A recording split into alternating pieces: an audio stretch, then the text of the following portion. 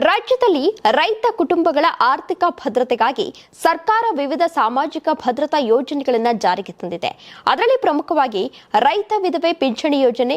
ಇದರಡಿ ಅರ್ಹ ವಿಧವೆಯರಿಗೆ ಪ್ರತಿ ತಿಂಗಳು 2,000 ಪಿಂಚಣಿಯನ್ನ ನೀಡಲಾಗುತ್ತದೆ. ಈ ಯೋಜನೆಯ ಮುಖ್ಯ ಉದ್ದೇಶ ರೈತನ ಸಾವಿನ ನಂತರ ಅವರ ಕುಟುಂಬಗಳಿಗೆ ಆರ್ಥಿಕ ಸಹಾಯ ಒದಗಿಸುವುದು. ಈ ಯೋಜನೆಯ ಪ್ರಕಾರ ಕೃಷಿಕರ ಸಾಲದ ಒತ್ತಡದಿಂದ ಆತ್ಮಹತ್ಯೆಯನ್ನ ಮಾಡಿಕೊಂಡ ಅಥವಾ ಮೃತರಾದ ರೈತರ ಪತ್ನಿಯರಿಗೆ ಮಾಸಿಕ ಪಿಂಚಣಿ ಸೌಲಭ್ಯವನ್ನ ನೀಡಲಾಗುತ್ತದೆ.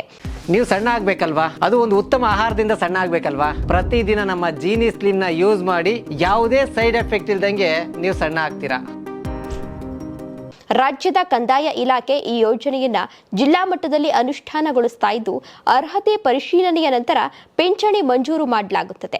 ಅರ್ಜಿ ಸಲ್ಲಿಸಲು ಅಗತ್ಯ ದಾಖಲೆಗಳಲ್ಲಿ ಆಧಾರ್ ಕಾರ್ಡ್, ನಿವಾಸ ಪ್ರಮಾಣ ಪತ್ರ, ಪತಿ ಮರಣ ಪ್ರಮಾಣ ಪತ್ರ, ಬ್ಯಾಂಕ್ ಖಾತೆ ವಿವರಗಳು ಹಾಗೂ ಇತರ ಸಂಬಂಧಿತ ದಾಖಲೆಗಳು ಕೂಡ ಸೇರ್ಕೊಂಡಿವೆ. ಈ ದಾಖಲೆಗಳ ಆಧಾರದ ಮೇಲೆ ತಹಶೀಲ್ದಾರ್ ಕಚೇರಿ ಮತ್ತು ಕಂದಾಯ ಇಲಾಖೆ ಪರಿಶೀಲನೆಯನ್ನು ನಡೆಸಿ ಪಿಂಚಣಿ ಮಂಜೂರು ಮಾಡುತ್ತದೆ.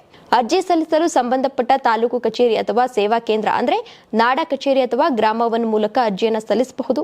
ಪರಿಶೀಲನೆ ಪೂರ್ಣಗೊಂಡ ನಂತರ ಫಲಾನುಭವಿಗಳಿಗೆ ಪ್ರತಿ ತಿಂಗಳು ನೇರವಾಗಿ ಬ್ಯಾಂಕ್ ಖಾತೆಗೆ ಪಿಂಚಣಿ ಜಮಾ ಮಾಡಲಾಗುತ್ತದೆ.